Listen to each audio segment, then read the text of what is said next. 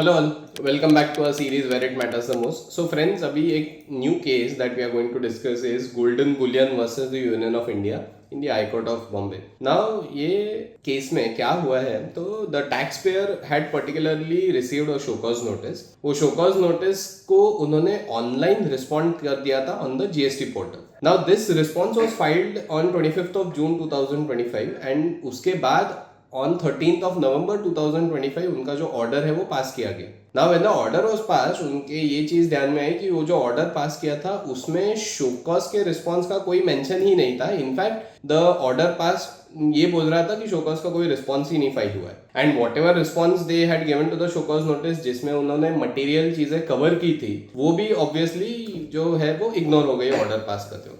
So in this particular case, of course, the taxpayer has challenged this case before the Honorable High Court of Bombay, stating that कि हमारा अगर show cause का reply अगर accept है या accept छोड़िए, अगर वो उसको एक्सप्रेसली कहीं पे इन कंसिडर ही नहीं किया जा रहा है, तो ऐसी ऑर्डर ये डिफेक्टिव ऑर्डर कह देनी चाहिए. फिर such order should be set aside because आपका ऑर्डर में कहीं पे हमारा रिस्पॉन्स का कवरेज ही नहीं.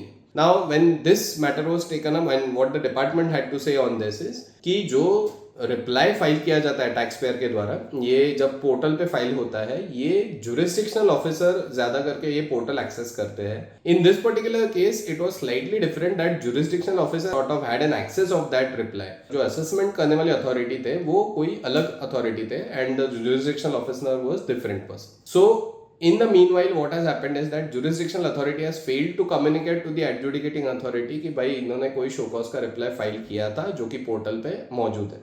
Owing to this communication gap, the adjudicating authority जिन्होंने ऑर्डर पास किया उनको ये पता ही नहीं था कि ऐसा कोई शोकॉज का रिप्लाई था. End of course maybe in the absence of that specific information he passed an order. So the department has confirmed that yes, there has been a communication gap and the court has accepted, stating that okay, since it is acceptable to the department that there is a communication gap, they should pass a fresh order by taking into consideration the response to the show cause notice that has been given. Now friends, इसमें सबसे important takeaway ये है कि अगर आपको कोई show cause notice आता है, उस show cause notice का आप जब response फाइल करते हो पोर्टल पे, of course we file it, it is always available on the portal. उसका जो ARN जनरेट होता है वो भी एडजुडिकेटिंग अथॉरिटी के सामने हमेशा रखा करिए, so that such communication gap also can be, I mean something that can be taken care of and adjudicating authority की ये चीज भी ध्यान में आएगी. So friends, in this particular case the key takeaway is ensure that once you respond to the show cause notice, ये चीज आप adjudicating authority के भी नोटिस में लाइए जब आप उसका